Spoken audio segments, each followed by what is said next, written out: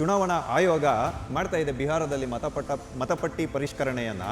ಅದರಲ್ಲಿ 18 ಲಕ್ಷ ಜನರು ಮೃತಪಟ್ಟಿರೋರ ಒಂದು ಹೆಸರುಗಳನ್ನು ಕೈ ಬೀಳಾಗಿದೆ. ಇದಕ್ಕೆ ರಾಹುಲ್ ಗಾಂಧಿ ಅವರು ಕೊಂಕನ್ನು ತೆಗಿತಾ ಇರ್ತಕ್ಕಂಥದ್ದು. ಹಾಗಾದರೆ ಈ ಪಪ್ಪು ಅವರು ಯಾರು ಮಲಗಿದ್ದಾರೆ ಸಮಾಧಿ ಒಳಗಡೆ ಅವ್ರನ್ನ ಎಬ್ಬರಿಸಿಕೊಂಡು ಕರ್ಕೊಂಬರ್ತಾರಾ?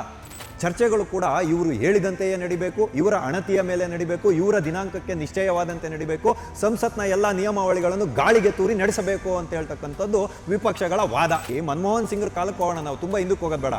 ಪ್ರತಿ ಸಂಸತ್ ಅಧಿವೇಶನ ನಡೆಯುವಾಗ ಮನಮೋಹನ್ ಸಿಂಗ್ ಅವರು ಕಂಪಲ್ಸರಿಯಾಗಿ ಕಡ್ಡಾಯವಾಗಿ ಉಭಯ ಸದನಗಳಲ್ಲಿ ಉಪಸ್ಥಿತಿ ಇರ್ತಾ ಇದ್ರ. ಹೇಳಿ ಕೇಳಿ ಈ ವ್ಯಕ್ತಿ ಇವತ್ತು ದೇಶ ವಿರೋಧಿ ಚಟುವಟಿಕೆಗಳಿಗೆ ಕುಮ್ಮಕ್ಕನ್ನು ಕೊಡುವಂಥ ಕೆಲಸವನ್ನು ಮಾಡ್ತಾ ಇರ್ತಾರೆ. ಇವರು ಒಂದಲ್ಲ ಎರಡಲ್ಲ ಇವರು ಅವಾಂತರಗಳು ಸೃಷ್ಟಿ ಮಾಡ್ತಾ ಇರ್ತಕ್ಕಂಥದ್ದು.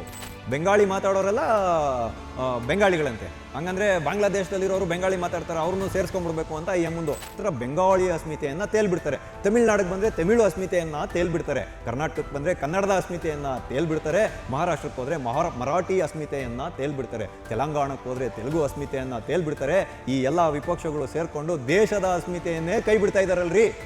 140 ಕೋಟಿ ಜನರನ್ನು ಪ್ರತಿನಿಧಿಸ್ತಕ್ಕಂತಹ ನರೇಂದ್ರ ಮೋದಿಜಿ ಅವರನ್ನು ದೇಶಭಕ್ತ ಬೋಲ್ತಾಯನ ಓ ದೇಶ ಭಾಗ್ಯ ಅಂತ ಹೇಳುವಂಥ ಮಾತನ್ನು ಈತ ಆಡ್ತಾನೆ ಅಂತ ಹೇಳಿದ್ರೆ ಈತನನ್ನು ನಾವು ಜವಾಬ್ದಾರಿಯುತ ಸ್ಥಾನದಲ್ಲಿರುವಂತಹ ವಿರೋಧ ಪಕ್ಷದ ನಾಯಕ ಅಂತ ಹೇಗೆ ಹೇಳೋದು? ದೇಶದ ಜನರನ್ನು ದಾರಿ ತಪ್ಪಿಸುವಂಥ ಕೆಲಸ ಮಾಡ್ತಿರಲ್ಲ. ನಿಮ್ಗೆ ಈ ದೇಶದ ಬಗ್ಗೆ ಏನಾದರೂ ಕಾಳಜಿ ಇದೆಯೇನ್ರಿ ಪಪ್ಪು ಅವರೇ? ರಾಹುಲ್ ಗಾಂಧಿ ಅವರೇ, ನೀವಿನ್ನ ಪಪ್ಪು ಅಂತ ಹೇಳೋದು ಯಾಕೆ ಅಂತ ಹೇಳಿದ್ರೆ, ಒಂದು ಗಂಟೆಯ ಕಾಲ ಸಂಸತ್ ಅಧಿವೇಶನವನ್ನು ನಡೆಸಲಿಕ್ಕೆ 16 ಕೋಟಿ ರೂಪಾಯಿಗಳ ಖರ್ಚು ಬರುತ್ತೆ. ಪರ್ ಮಿನಿಟ್ಗೆ ನೀವು ಲೆಕ್ಕ ಹಾಕೊಳ್ಳಿ, 1 ನಿಮಿಷಕ್ಕೆ 2.5 ಇಂದ 3 ಲಕ್ಷ ರೂಪಾಯಿಗಳ ಖರ್ಚು ಬರುತ್ತೆ. ಒಬ್ಬೊಬ್ಬ ಸಾಮಾನ್ಯ ಮನುಷ್ಯ ಇವತ್ತು ಪೆಟ್ರೋಲ್ ಮೇಲೆ 30 ರೂಪಾಯಿ 40 ರೂಪಾಯಿ ತೆರಿಗೆಯನ್ನು ಕಟ್ತಾ ಇದ್ದಾನೆ. ನೀವು ಇಲ್ಲಿ ಕೂತ್ಕೊಂಡು ಸಂಸತ್ ಭವನದಲ್ಲೇ ಈ ರೀತಿಯಾದಂಥ ಅರಾಜಕತೆಯನ್ನು ಸೃಷ್ಟಿ ಮಾಡೋರು ನಿಮ್ಮ ಕ್ಷೇತ್ರಗಳಿಗೆ ತೆರಳಿ ಯಾವ ವಿಧವಾದಂಥ ಉದ್ಧಾರ ಮಾಡಿರೋಂಥ ಕಾರ್ಯಕ್ರಮಗಳನ್ನು ಮಾಡಿದ್ದೀರಾ? ಒಂದು ಲೋಕಸಭಾ ಚುನಾವಣೆ ಕ್ಷೇತ್ರದ್ದು ನಾವು ಮಾಹಿತಿಯನ್ನು ಇಟ್ಕೊಂಡಿದ್ದೀವಿ, ವೈಟಲ್ಲಿ ತೋರಿಸ್ತೀವಿ, ಬ್ಲ್ಯಾಕಲ್ಲಿ ತೋರಿಸ್ತೀವಿ ಅಂತ ಹೇಳ್ತಿದ್ದೀರಲ್ಲ. ನಿಮ್ಮ ಆಸ್ತಿ ಎಷ್ಟಿದೆ ಅಂತ ನೀವು ವೈಟಲ್ಲಿ ಫಸ್ಟ್ ತೋರಿಸೋದನ್ನು ಕಲ್ತ್ಕೊಳ್ರಿ ರಾಹುಲ್ ಗಾಂಧಿ ಅವರೇ.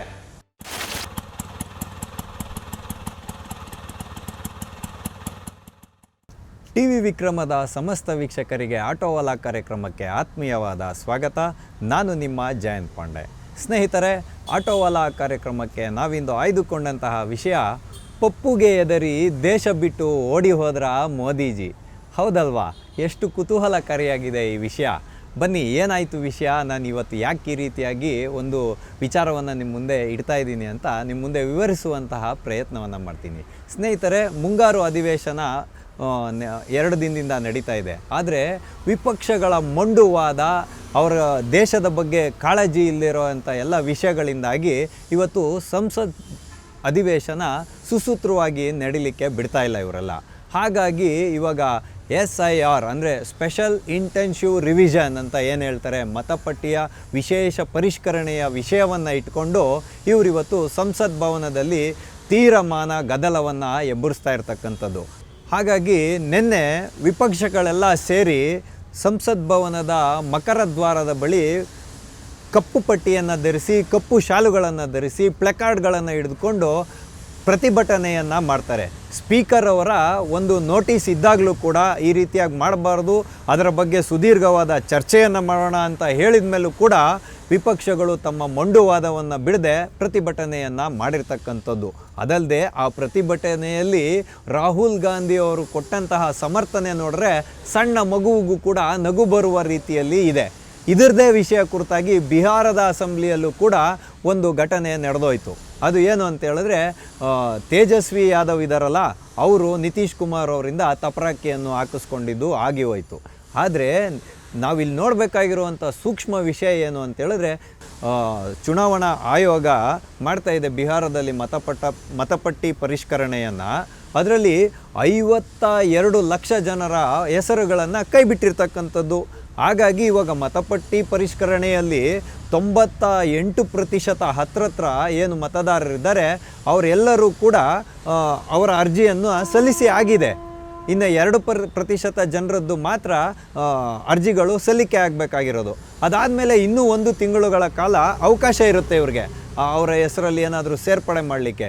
ಆದರೆ ಚುನಾವಣಾ ಆಯೋಗ ಇಲ್ಲಿ ಒಂದು ಅಂಶವನ್ನು ಇಟ್ಕೊಂಡು ಮಾಡ್ತಾ ಇರ್ತಕ್ಕಂಥದ್ದು ಪರಿಷ್ಕರಣೆಯನ್ನು. ಏನು ಅಂತ ಹೇಳಿದ್ರೆ, ಆಧಾರ್ ಕಾರ್ಡ್ ಇರ್ಬೋದು, ರೇಷನ್ ಕಾರ್ಡ್ ಇರ್ಬೋದು, ವೋಟರ್ ಐ ಡಿ ಇರ್ಬೋದು, ಈ ಮೂರನ್ನು ಮಾತ್ರ ಗಣನೆಗೆ ತಗೊಳ್ತಾ ಇಲ್ಲ. ಆದರೆ ಅರ್ಜಿಯನ್ನು ಇವ್ರು ಸಲ್ಲಿಸ್ಬೋದು.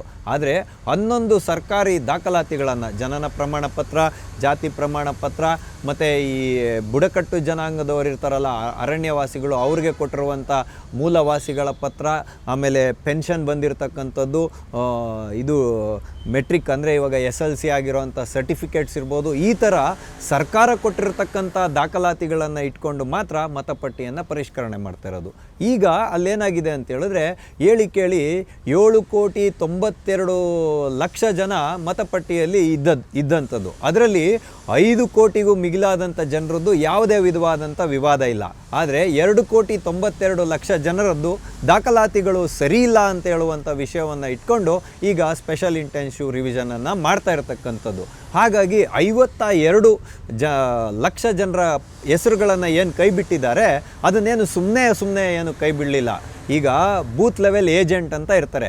ಎಲ್ಲ ಪಕ್ಷದ ಕಾರ್ಯಕರ್ತರು ಕೂಡ ಬೂತ್ ಲೆವೆಲ್ ಏಜೆಂಟ್ ಆಗಿರ್ತಾರೆ. ಅಂದರೆ ಅವರ ಬೂತ್ ಲೆವೆಲ್ನಲ್ಲಿ ಅಲ್ಲಿರ್ತಕ್ಕಂಥ ಸಾಮಾನ್ಯ ನಾಗರಿಕರ ಸಂಪೂರ್ಣ ಮಾಹಿತಿ ಈ ಬೂತ್ ಲೆವೆಲ್ ಏಜೆಂಟ್ಗಳ ಬಳಿ ಇರುತ್ತೆ. ಅಂದರೆ ಕೇಳಿ ಭಾರತದಲ್ಲಿ ಒಂದು ಬೂತ್ಗೆ 1000ಕ್ಕಿಂತ ಹೆಚ್ಚಿನ ಮತಗಳು ಅಥವಾ 1200-300 ಮತಗಳಿಗಿಂತ ಹೆಚ್ಚಿಗೆ ದಾಟೋದಿಲ್ಲ. ಹಾಗಾಗಿ ಈಗ ಮತಪಟ್ಟಿ ಪರಿಷ್ಕರಣೆ ನಡೀತಾ ಇದೆ, ಒಂದು ತಿಂಗಳ ಕಾಲದಿಂದ ನಡ್ಕೊಂಬರ್ತಾ ಇದೆ. ಹಾಗಾಗಿ 98% ಜನರದ್ದು ಸಂಪೂರ್ಣವಾಗಿ ಇವಾಗ ಮಾಹಿತಿಯನ್ನು ಪಡೆದುಕೊಳ್ಳಲಾಗಿರ್ತಕ್ಕಂಥದ್ದು. ಬರೀ ಬೂತ್ ಲೆವೆಲ್ ಏಜೆಂಟ್ಗಳೇ ಮಾತ್ರನೇ ಇದನ್ನು ಮಾಡ್ತಾರಾ? ಖಂಡಿತವಾಗೂ ಇಲ್ಲ.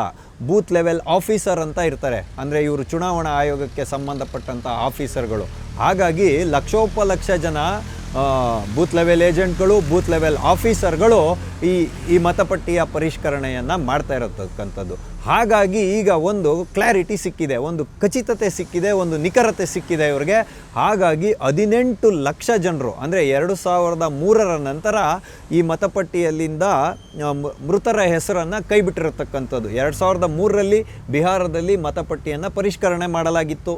ಹಾಗಾಗಿ ಈಗ 18 ಲಕ್ಷ ಜನರು ಮೃತಪಟ್ಟಿರೋರ ಒಂದು ಹೆಸರುಗಳನ್ನು ಕೈ ಬಿಡಲಾಗಿದೆ. ಇದಕ್ಕೆ ರಾಹುಲ್ ಗಾಂಧಿ ಅವರು ಕೊಂಕನ್ನು ತೆಗಿತಾ ಇರ್ತಕ್ಕಂಥದ್ದು. ಹಾಗಾದರೆ ಈ ಪಪ್ಪು ಅವರು ಯಾರು ಮಲಗಿದ್ದಾರೆ ಸಮಾಧಿ ಒಳಗಡೆ, ಅವ್ರನ್ನ ಎಬ್ಬರಿಸ್ಕೊಂಡು ಕರ್ಕೊಂಬರ್ತಾರಾ? ಒಬ್ಬನಾದರೂ ಮೃತ ವ್ಯಕ್ತಿಯನ್ನು ಜೀವಂತವಾಗಿ ಕರ್ಕೊಂಬಂದು ಎಲೆಕ್ಷನ್ ಕಮಿಷನ್ ಮುಂದೆ ನಿಲ್ಲಿಸ್ತಾರಾ? ಇವ್ರ ಹತ್ರ ಉತ್ತರ ಇಲ್ಲ. ಆಮೇಲೆ ಚರ್ಚೆಗಳು ಕೂಡ ಇವರು ಹೇಳಿದಂತೆಯೇ ನಡಿಬೇಕು, ಇವರ ಅಣತಿಯ ಮೇಲೆ ನಡಿಬೇಕು, ಇವರ ದಿನಾಂಕಕ್ಕೆ ನಿಶ್ಚಯವಾದಂತೆ ನಡಿಬೇಕು, ಸಂಸತ್ನ ಎಲ್ಲ ನಿಯಮಾವಳಿಗಳನ್ನು ಗಾಳಿಗೆ ತೂರಿ ನಡೆಸಬೇಕು ಅಂತ ಹೇಳ್ತಕ್ಕಂಥದ್ದು ವಿಪಕ್ಷಗಳ ವಾದ. ಅದು ಹೇಗೂ ಒಂದು ನೆಗೆದು ಬಿದ್ದು ನೆಲ್ಲಿಕಾಯಾಗಿ ಹೋಗಲಿ. ಆದರೆ ಇಷ್ಟು ದಿನ ಏನು ಭಾರತ ಸ್ವತಂತ್ರ ಆದಾಗಿಂದ ಇವಾಗಿನವರೆಗೂ ಸಂಸತ್ ಅಧಿವೇಶನಗಳು, ಉಭಯ ಸದನಗಳು ನಡೆಯುವಾಗ ಪ್ರಧಾನಮಂತ್ರಿಗಳು ಕಡ್ಡಾಯವಾಗಿ ಅಲ್ಲಿ ಉಪಸ್ಥಿತಿ ಇರ್ತಾ ಇದ್ರಾ ಅನ್ನುವಂಥ ಒಂದು ಪ್ರಶ್ನೆಯನ್ನು ವಿಪಕ್ಷಗಳ ಮುಂದೆ ನಾವೆಲ್ಲರೂ ಇಡುವಂಥ ಕಾಲ ಬಂದಿದೆ ರೀ. ಯಾಕೆ ಅಂತ ಹೇಳಿದ್ರೆ, ಪೂರ್ವ ನಿಯೋಜಿತವಾಗಿ ಪ್ರಧಾನಮಂತ್ರಿಗಳು ವಿದೇಶಿ ಪ್ರವಾಸಗಳನ್ನು ಮಾಡಬೇಕಾಗುತ್ತೆ, ಅಥವಾ ಪೂರ್ವ ನಿಗದಿಯಾಗಿ ಯಾವುದಾದ್ರೂ ಕಾರ್ಯಕ್ರಮಗಳಿದ್ದರೆ ಅವ್ರು ಹೋಗಲೇಬೇಕಾಗುತ್ತೆ. ಹಾಗಾಗಿ ಮನಮೋಹನ್ ಸಿಂಗ್ರ ಕಾಲಕ್ಕೆ ಹೋಗೋಣ, ನಾವು ತುಂಬ ಹಿಂದಕ್ಕೆ ಹೋಗೋದು ಬೇಡ. ಪ್ರತಿ ಸಂಸತ್ ಅಧಿವೇಶನ ನಡೆಯುವಾಗ ಮನಮೋಹನ್ ಸಿಂಗ್ ಅವರು ಕಂಪಲ್ಸರಿಯಾಗಿ ಕಡ್ಡಾಯವಾಗಿ ಉಭಯ ಸದನಗಳಲ್ಲಿ ಉಪಸ್ಥಿತಿ ಇರ್ತಾ ಇದ್ರಾ ಅನ್ನುವಂಥ ಪ್ರಶ್ನೆಯನ್ನು ಈ ಪಪ್ಪು ಮುಂದೆ ನಾವು ಇವತ್ತು ಇಡಬೇಕು. ಕೇಳಿ ಈ ವ್ಯಕ್ತಿ ಇವತ್ತು ದೇಶ ವಿರೋಧಿ ಚಟುವಟಿಕೆಗಳಿಗೆ ಕುಮ್ಮಕ್ಕನ್ನು ಕೊಡುವಂಥ ಕೆಲಸವನ್ನು ಮಾಡ್ತಾ ಇರ್ತಾರದು. ಇವರು ಒಂದಲ್ಲ ಎರಡಲ್ಲ ಇವರು ಅವಾಂತರಗಳು ಸೃಷ್ಟಿ ಮಾಡ್ತಾ ಇರ್ತಕ್ಕಂಥದ್ದು. ಹಾಗಾಗಿ 18 ಲಕ್ಷ ಜನರ ಏನು ಹೆಸರುಗಳನ್ನು ಕೈಬಿಟ್ಟಿದ್ದಾರೆ, ಇದರಲ್ಲಿ ಒಬ್ಬ ಜೀವಂತ ವ್ಯಕ್ತಿಯ ಸಾಕ್ಷಿಯನ್ನು ತೊಗೊಂಬನ್ನಿ, ನಾವು ಅವ್ರಿಗೆ ಮತಪಟ್ಟಿಯನ್ನು ಮತ್ತೆ ಕೊಡ್ತೇವೆ ಅಂತ ಚುನಾವಣಾ ಆಯೋಗ ಒಂದು ಪ್ರಶ್ನೆಯನ್ನು ಇಟ್ಟಿದೆ. ಅದಾಯ್ತಲ್ಲ. ಎರಡನೇದಾಗಿ 26 ಲಕ್ಷ ಜನರೇನಿದ್ದಾರೆ ಇವರು ವಲಸೆ ಹೊರಟೋಗಿದ್ದಾರೆ. ಅಂದರೆ ಟ್ರಾನ್ಸ್ಫರ್ಸ್ ಇರ್ಬೋದು, ಅಥವಾ ಕೆಲಸಗಳನ್ನು ನಿರೀಕ್ಷೆ ಮಾಡ್ಕೊಂಡು ಬೇರೆ ಕಡೆಗೆ ಹೋಗಿರ್ಬೋದು, ಏನೇನೋ ಹೋಗಿದ್ದಾರೆ. ಇಲ್ಲ ವಿಧಾನಸಭಾ ಕ್ಷೇತ್ರಗಳು ಬದಲಾವಣೆ ಆಗಿರೋದಿರ್ಬೋದು, ಬೇರೆ ರಾಜ್ಯಗಳಿಗೆ ತೆರಳಿರೋದಿರ್ಬೋದು ಇದೆ. ಹಾಗಾಗಿ ಇವರದ್ದು ಮಾಹಿತಿ ಕೊಡಿ ಅಂತ ಕೇಳಿದ್ರು ಕೂಡ ಈ ವಿರೋಧ ಪಕ್ಷಗಳು ಕೊಡಲಿಕ್ಕೆ ತಯಾರಿಲ್ಲ. ಇದೇ ವಿಷಯನ ಇಟ್ಕೊಂಡು ತೇಜಸ್ವಿ ಯಾದವ್ ಬಿಹಾರದ ಅಸೆಂಬ್ಲಿಯಲ್ಲಿ ನಿನ್ನೆ ಮಾತಾಡ್ತಾರೆ. ಏನಂತಂದರೆ SIR ಅಂದರೆ ಇವಾಗ ಸ್ಪೆಷಲ್ ಇಂಟೆನ್ಸಿವ್ ರಿವಿಷನ್ಗೆ ನಮ್ಮದೇನು ವಿರೋಧ ಇಲ್ಲ, ಆದರೆ ಉದ್ದೇಶಪೂರ್ವಕವಾಗಿ 52 ಲಕ್ಷ ಜನರ ಹೆಸರುಗಳನ್ನು ಕೈಬಿಟ್ಟಿರೋದಕ್ಕೆ ಖಚಿತವಾದ ಮಾಹಿತಿಯನ್ನು ಕೊಡಬೇಕು ಅಂತ. ಇನ್ನು ಪರಿಪೂರ್ಣ ಆದಮೇಲೆ ತಾನೇ ರೀ ನಿಮಗೆ ಮಾಹಿತಿ ಕೊಡೋದು ತೇಜಸ್ವಿ ಯಾದವ್ ಅವರೇ. ಅದಕ್ಕೆ ನಿತೀಶ್ ಕುಮಾರ್ ಅವರು ಏನಂತ ಉತ್ತರ ಕೊಟ್ಟರು ಅಂತ ಹೇಳಿದ್ರೆ, ನೀನು ಇನ್ನೂ ಸಣ್ಣ ಮಗು ಇದ್ದಂಗೆ, ನಿನ್ಗೆ ಯಾವುದೂ ಮಾಹಿತಿ ಇಲ್ಲ, ಹಾಗಾಗಿ ನೀನು ಬಾಯಿಗೆ ಬಂದಿದ್ದನ್ನೇ ಅಸೆಂಬ್ಲಿ ಒಳಗಡೆ ಮಾತಾಡಬೇಡಪ್ಪ, ನೀನು ಸುಮ್ಮನೆ ಕೂತ್ಕೋ, ಇಂಥ ಚುನಾವಣಾ ಸಂದರ್ಭದಲ್ಲಿ ಈ ತೀವ್ರ ಪರಿಷ್ಕರಣೆಯನ್ನು ಚುನಾವಣಾ ಆಯೋಗ ಮಾಡಬಾರ್ದಾಗಿತ್ತಂತೆ ಈ ವ್ಯಕ್ತಿಗೆ. ಹಾಗಾಗಿ ನಿತೀಶ್ ಕುಮಾರ್ ಅವರು ತಪರಾಕಿಯನ್ನು ಕೊಟ್ಟಿರೋದು. ಚುನಾವಣೆಯಲ್ಲಿ ನೀನು ಏನು ಬೇಕಾದ್ರೂ ಆಧಾರ ರಹಿತವಾಗಿ ಏನು ಬೇಕಾದರೂ ಮಾತಾಡ್ಕೋ, ಪಬ್ಲಿಕ್ ಒಳಗಡೆ ಅಸೆಂಬ್ಲಿಯಲ್ಲಿ ಮಾತಾಡುವಾಗ ಗೌರವಯುತವಾಗಿ ಮಾತಾಡಬೇಕು, ಆಧಾರಗಳನ್ನ ಇಟ್ಕೊಂಡು ಮಾತಾಡಬೇಕು ಅಂತ ಹೇಳುವಂಥ ತಪರಾಕಿಯನ್ನು ಹಾಕಿರೋದು. ಇದನ್ನು ನೋಡಿದಂಥ ಮಮತಾ ದೀದಿ ಏನು ಮಾತಾಡ್ತಾ ಇದ್ದಾರೆ, ಬೆಂಗಾಳಿ ಅಸ್ಮಿತೆ ಇಟ್ಕೊಂಡು ಬೆಂಗಾಳಿ ಮಾತಾಡೋರೆಲ್ಲ ಬೆಂಗಾಳಿಗಳಂತೆ, ಹಂಗಂದರೆ ಬಾಂಗ್ಲಾದೇಶದಲ್ಲಿರೋರು ಬೆಂಗಾಳಿ ಮಾತಾಡ್ತಾರೆ, ಅವ್ರನ್ನೂ ಸೇರಿಸ್ಕೊಂಡ್ಬಿಡ್ಬೇಕು ಅಂತ ಈ ಎಮ್ಮಂದು. ಅಂದರೆ ಈ ಎಮ್ಮಂಗೆ ಭಯ ಏನು ಅಂತ ಹೇಳಿದ್ರೆ, ಬೆಂಗಾಳದಲ್ಲೇನಾದರೂ ಮತಪಟ್ಟಿ ಪರಿಷ್ಕರಣೆ ಮಾಡಿಬಿಟ್ರೆ ನಾನು ಎಲ್ಲಿ ಸೋತೋಗ್ಬಿಡ್ತೀನೋ ಅಂತ ಮಳೆ ಒಳಗಡೆ ಪಾದಯಾತ್ರೆ ಮಾಡೋದ್ರ ಮುಖಾಂತರ ಬೆಂಗಾಳಿ ಅಸ್ಮಿತೆಯನ್ನು ತೇಲ್ಬಿಡ್ತಾರೆ. ತಮಿಳ್ನಾಡಿಗೆ ಬಂದರೆ ತಮಿಳು ಅಸ್ಮಿತೆಯನ್ನು ತೇಲ್ಬಿಡ್ತಾರೆ, ಕರ್ನಾಟಕಕ್ಕೆ ಬಂದರೆ ಕನ್ನಡದ ಅಸ್ಮಿತೆಯನ್ನು ತೇಲ್ಬಿಡ್ತಾರೆ, ಮಹಾರಾಷ್ಟ್ರಕ್ಕೆ ಹೋದರೆ ಮರಾಠಿ ಅಸ್ಮಿತೆಯನ್ನು ತೇಲ್ಬಿಡ್ತಾರೆ, ತೆಲಂಗಾಣಕ್ಕೆ ಹೋದರೆ ತೆಲುಗು ಅಸ್ಮಿತೆಯನ್ನು ತೇಲ್ಬಿಡ್ತಾರೆ. ಈ ಎಲ್ಲ ವಿಪಕ್ಷಗಳು ಸೇರಿಕೊಂಡು ದೇಶದ ಅಸ್ಮಿತೆಯನ್ನೇ ಕೈ ಬಿಡ್ತಾ ಇದ್ದಾರಲ್ರಿ. ಇದು ಒಂದು ಭಾಗ ಇರಲಿ.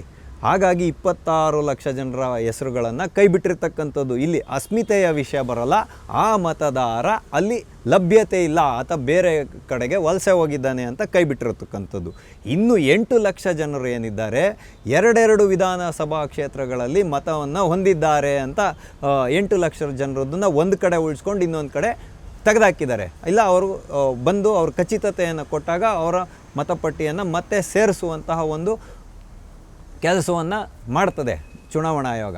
ಆದರೆ ಇಲ್ಲಿ ಬಂದಿರತಕ್ಕಂಥ ಮೂಲ ಪ್ರಶ್ನೆ ಏನು ಅಂತ ಹೇಳಿದ್ರೆ, ರಾಹುಲ್ ಗಾಂಧಿ ಅವ್ರಿಗೆ ಮತಪಟ್ಟಿ ಪರಿಷ್ಕರಣೆಯ ವಿಷಯವನ್ನು ಇಟ್ಕೊಂಡು ದೇಶದ ಜನರನ್ನು ತಪ್ಪು ದಾರಿಗೆ ಎಳಿಬೇಕು, ಗೊಂದಲವನ್ನು ಸೃಷ್ಟಿ ಮಾಡಬೇಕು, ದಾಲ್ಮೆ ಕುಚ್ ಕಾಲಾ ಹೈ, ಅಂದರೆ ಬೇಳೆ ಒಳಗೆ ಈ ವಿಷಯದಲ್ಲಿ ಏನೋ ಒಂದು ಗೊಂದಲ ಇದೆ ಅನ್ನುವಂಥ ಒಂದು ವಾತಾವರಣವನ್ನು ಸೃಷ್ಟಿ ಮಾಡಬೇಕು ಅಂತ ರಾಹುಲ್ ಗಾಂಧಿ ಹೊರಟಿರ್ತಕ್ಕಂಥದ್ದು. ಹಾಗಾಗಿ ಆಪರೇಷನ್ ಸಿಂಧೂರದ ಕುರಿತಾಗಿ 28-29ಕ್ಕೆ ಚರ್ಚೆಯನ್ನು ಮಾಡೋಣ ಅಂತ ಪ್ರಧಾನಮಂತ್ರಿಗಳು ಹೇಳಿದ್ದಾರೆ. ನೋಡಿ, ಇಲ್ಲಿ ವಿಷಯ ಇರತಕ್ಕಂಥದ್ದು, ಪ್ರಧಾನಮಂತ್ರಿಯವರು ಯಾಕೆ ವಿದೇಶಕ್ಕೆ ಹೋಗಿದ್ದಾರೆ ಅನ್ನುವಂಥ ಕನಿಷ್ಠ ಕಾಳಜಿ ಇಲ್ಲದೆ 140 ಕೋಟಿ ಜನರನ್ನು ಪ್ರತಿನಿಧಿಸ್ತಕ್ಕಂತಹ ನರೇಂದ್ರ ಮೋದಿಜಿ ಅವರನ್ನು ದೇಶಭಕ್ತ ಬೋಲ್ತಾಯನ ಓ ದೇಶ ಸೆ ಭಾಗ್ಯ ಅಂತ ಹೇಳುವಂಥ ಮಾತನ್ನು ಈತ ಆಡ್ತಾನೆ ಅಂತ ಹೇಳಿದ್ರೆ, ಈತನನ್ನು ನಾವು ಜವಾಬ್ದಾರಿಯುತ ಸ್ಥಾನದಲ್ಲಿರುವಂತಹ ವಿರೋಧ ಪಕ್ಷದ ನಾಯಕ ಅಂತ ಹೇಗೆ ಹೇಳೋದು? ಹಾಗಾಗಿ ಮುತ್ಯ ಅವರು ಟ್ರಂಪ್ 25 ಬಾರ್ ಬತಾಯ ಅಂತ ಹೇಳ್ಕೊಂಡು ತಿರುಗಾಡ್ತಾ ಇರೋದು. ಏನು? ಆಪರೇಷನ್ ಸಿಂಧೂರದ ಒಂದು ಕದನ ವಿರಾಮಕ್ಕೆ ನಾನೇ ನಾಂದಿ ಹಾಡಿದ್ದು ಅಂತ ಟ್ರಂಪ್ ಹೇಳೋ ಮಾತನ್ನು ನಂಬ್ತಾ ಇರೋವಂಥ ನಮ್ಮ ಮಲ್ಲಿಕಾರ್ಜುನ್ ಮುತ್ಯ ದಾಲ್ಮೆ ಕುಚ್ ಕಾಲಾ ಹೈ, ಟ್ರಂಪ್ನ ಗುಲಾಮಿತನವನ್ನು ಯಾಕೆ ಮಾಡಬೇಕು, ಟ್ರಂಪ್ ಅವರೇನಾದರೂ ಈ ದೇಶದವರ ಅಂತ ರಾಹುಲ್ ಗಾಂಧಿ ಮತ್ತು ಮುತ್ಯ ಅವರು ಇವತ್ತು ಪ್ರಶ್ನೆಗಳನ್ನು ಎತ್ತಿರ್ತಕ್ಕಂಥದ್ದು. ಅಲ್ಲ ರೀ, ನಿಮಗೆ ಹೇಳಿ ಕೇಳಿ ವಿದೇಶಾಂಗ ಇಲಾಖೆಯೇ ಸ್ಪಷ್ಟಪಡಿಸಿದೆ. ಫೋನಲ್ಲಿ ಮಾತಾಡಬೇಕಾದ್ರೆ ನಾನು ನೀವು ಮಾತಾಡ್ದಂಗಲ್ಲ, ವಿದೇಶಾಂಗ ಸಚಿವಾಲಯದ ಅಧಿಕಾರಿಗಳು ಕೂತಿರ್ತಾರಲ್ಲಿ, ಟ್ರಂಪ್ ಅವರ ಜೊತೆಯಲ್ಲಿ ಮಾತಾಡಿದಾಗ ಅವರು ಏನೇನು ವಿಷಯಗಳನ್ನು ಪ್ರಸ್ತಾಪ ಮಾಡಿದ್ದಾರೆ ಅಂತೇಳುವಂಥ ವಿಷಯಗಳು ರೈಟಿಂಗಲ್ಲಿ ಬರ್ತವೆ.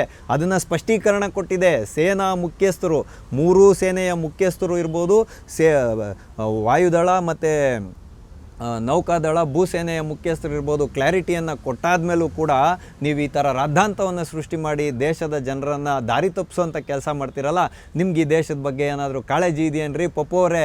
ರಾಹುಲ್ ಗಾಂಧಿ ಅವರೇ, ನೀವಿನ್ನು ಪಪ್ಪು ಅಂತ ಹೇಳೋದು ಯಾಕೆ ಅಂತ ಹೇಳಿದ್ರೆ, 1 ಗಂಟೆಯ ಕಾಲ ಸಂಸತ್ ಅಧಿವೇಶನವನ್ನು ನಡೆಸಲಿಕ್ಕೆ 16 ಕೋಟಿ ರೂಪಾಯಿಗಳ ಖರ್ಚು ಬರುತ್ತೆ. ಪರ್ ಮಿನಿಟ್ಗೆ ನೀವು ಲೆಕ್ಕ ಹಾಕ್ಕೊಳ್ಳಿ, 1 ನಿಮಿಷಕ್ಕೆ 2.5 - 3 ಲಕ್ಷ ರೂಪಾಯಿಗಳ ಖರ್ಚು ಬರುತ್ತೆ ಅಂತ ಇವತ್ತು ಮಾಹಿತಿಗಳು ಹೊರಗಡೆ ಬರ್ತಾ ಇರತಕ್ಕಂಥದ್ದು. ಇದು ದೇಶದ ಜನರು ಬೆವರು ಸುರಿಸಿ ಶ್ರಮ ವಹಿಸಿ ಕಟ್ಟಿದಂಥ ತೆರಿಗೆಯ ದುಡ್ಡು. ನೀವು ಸಂಸತ್ ಅಧಿವೇಶನವನ್ನೇ ಸುಗಮವಾಗಿ ನಡಿಲಿಕ್ಕೆ ಬಿಡಿದವರು ಮತಪಟ್ಟಿಯ ಪರಿಷ್ಕರಣೆ ಬಗ್ಗೆ ಮಾತಾಡ್ತೀರೇನ್ರಿ? ಸ್ವಾಯತ್ತ ಸಂಸ್ಥೆಗಳ ಬಗ್ಗೆ ಈ ರೀತಿಯಾಗಿ ಅಪಪ್ರಚಾರ ಮಾಡ್ಕೊಂಡು ಹೇಳ್ಕೊಂಡು ತಿರುಗಾಡ್ತೀರಾ? ವೈಟಲ್ಲಿದೆ, ಬ್ಲ್ಯಾಕಲ್ಲಿದೆ. ಕರ್ನಾಟಕದಲ್ಲಿ ನಮ್ಮ ಹತ್ರ ಒಂದು ಲೋಕಸಭಾ ಚುನಾವಣೆ ಕ್ಷೇತ್ರದ್ದು ನಾವು ಮಾಹಿತಿಯನ್ನು ಇಟ್ಕೊಂಡಿದ್ದೀವಿ. ವೈಟಲ್ಲಿ ತೋರಿಸ್ತೀವಿ, ಬ್ಲ್ಯಾಕಲ್ಲಿ ತೋರಿಸ್ತೀವಿ ಅಂತ ಹೇಳ್ತಿದ್ದೀರಲ್ಲ, ನಿಮ್ಮ ಆಸ್ತಿ ಎಷ್ಟಿದೆ ಅಂತ ನೀವು ವೈಟಲ್ಲಿ ಫಸ್ಟು ತೋರಿಸೋದನ್ನು ಕಲ್ತ್ಕೊಳ್ರಿ. ರಾಹುಲ್ ಗಾಂಧಿ ಅವರೇ, ನೀವು ನಿರೀಕ್ಷೆ ಮಾಡಿದಂತೆ ಸಂಸತ್ ಅಧಿವೇಶನವಾಗಲಿ ದೇಶವಾಗಲಿ ಮುನ್ನಡೆಯೋದಿಲ್ಲ. ದೇಶಕ್ಕೆ ತನ್ನದೇ ಆದಂಥ ನಿಯಮಾವಳಿಗಳಿದೆ, ಸಂಸತ್ಗೆ ತನ್ನದೇ ಆದಂಥ ನಿಯಮಾವಳಿಗಳಿದೆ. ಅದರ ಆಧಾರದಲ್ಲೇ ಇವತ್ತು ದೇಶ ಮುಂದೆ ನಡೆಯುತ್ತೆ ಅಂತ ನಾನು ಈ ಮೂಲಕ ಹೇಳ್ತೀನಿ.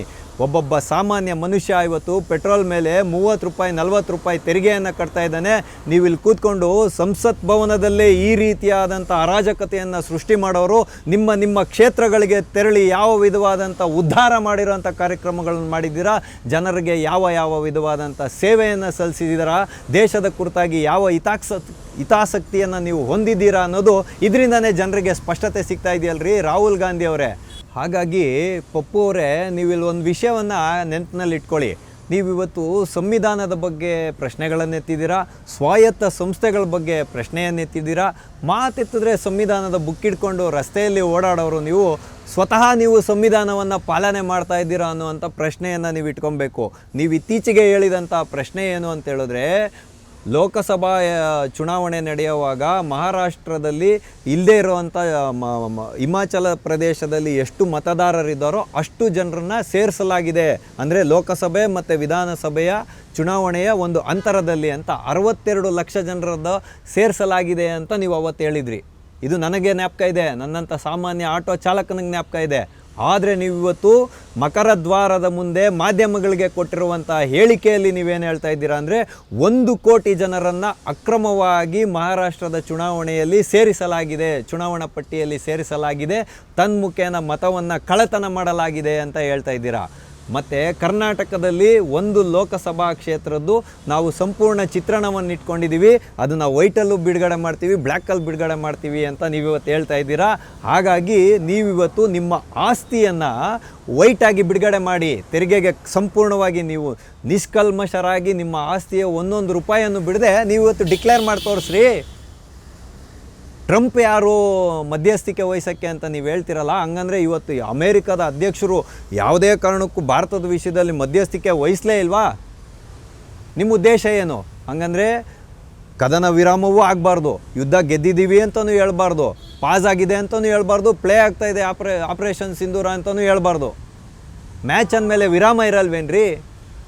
ಚೇಂಜ್ ಆಗುತ್ತೆ, ಯುದ್ಧ ತಂತ್ರಗಳು ಚೇಂಜ್ ಆಗುತ್ತೆ. ಕಾದು ನೋಡುವಂಥ ತಾಳ್ಮೆ ಪಪ್ಪುಗಿಲ್ಲ ಅಷ್ಟೇ.